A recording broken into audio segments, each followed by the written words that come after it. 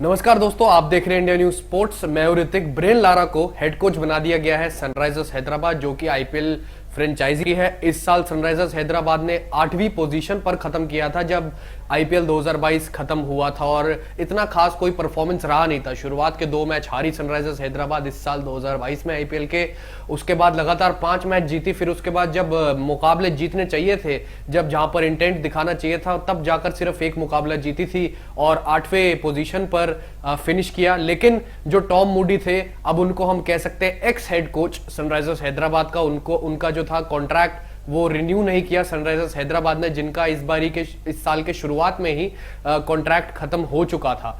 IPL खत्म होने के बाद, आईपीएल 2022 खत्म होने के बाद, उसके बाद से सनराइजर्स हैदराबाद के फ्रेंचाइजी ने उनका कॉन्ट्रैक्ट रिन्यू नहीं किया, और उन्होंने समझा कि जो कोचिंग स्टाफ का हिस्सा थे इस बारी और पिछले कुछ सालों से, ब्रेन लारा, उनको हेड कोच बना दिया गया है।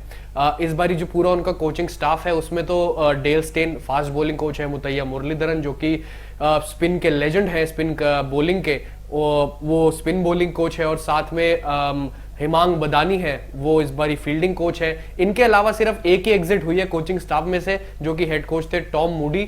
बस अब ब्रेन लारा कोचिंग स्टाफ में थे, उनका प्रमोशन हुआ है और हेड कोच बना दिया गया उनको। खबरें ये आ रही हैं सामने कि टॉम मूडी को इसलिए हटाया गया है, उनका जो कॉन्ट्रैक्ट है रिन्यूअल नहीं किया गया इस वजह से, क्योंकि उनके अंडर टीम इतना खास परफॉर्मेंस नहीं कर पा रही।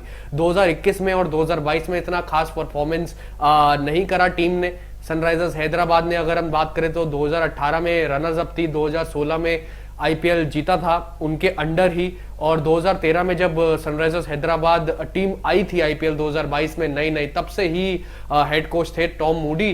फिर उसके बाद बीच में 1 साल था, उसमें नहीं थे, और अब फिर उनके अंडर 2016 में जीती थी टीम फाइनल।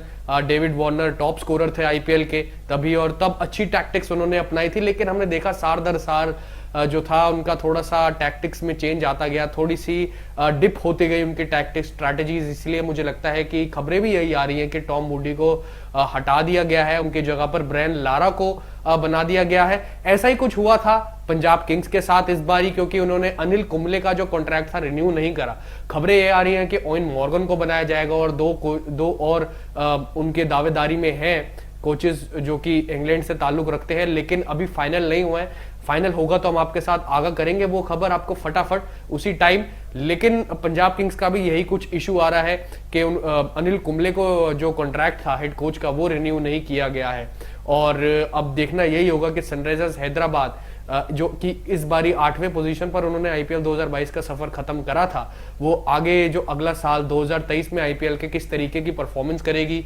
उम्मीद तो यही होगी कि बल्लेबाज अच्छी इंटेंट से बल्लेबाजी करेंगे, क्योंकि ब्रेन लारा जुड़ चुके हैं एज अ हेड कोच। वो जिस तरीके से वो वेस्ट इंडीज के लिए बढ़िया इंटेंट के साथ बल्लेबाजी किया करते थे, और लेजेंड है एक तरीके से ब्रेन लारा वेस्ट इंडीज के भी और पूरे क्रिकेटिंग वर्ल्ड के, वही इंटेंट उनको कूट कूट के भरना पड़ेगा सनराइजर्स हैदराबाद के बल्लेबाजों में। और गेंदबाजों का इंटेंट इस बार दिखाई दिया, उमरान मलिक में भी दिखाई दिया, और बाकी जो अन्य बॉलर्स थे उनके साथी उनमें भी दिखाई दिया, क्योंकि obviously Dale Steyn fast bowling coach है ही। देखना यही होगा कि ब्रेन लारा अगले साल से यानी 2023 के आईपीएल से किस तरीके का इंटेंट देते हैं टीम को, सनराइजर्स हैदराबाद को, और कैसी टैक्टिक्स अपनाते हैं, कैसी स्ट्रैटेजीज अपनाते हैं, और 2023 में कहां फिनिश करेगी सनराइजर्स हैदराबाद। उम्मीद है कि आपको ये वीडियो पसंद आया हो, और अगर ये वीडियो पसंद आया हो आपको तो इसे लाइक करें, शेयर करें और हमारे चैनल को सब्सक्राइब करें।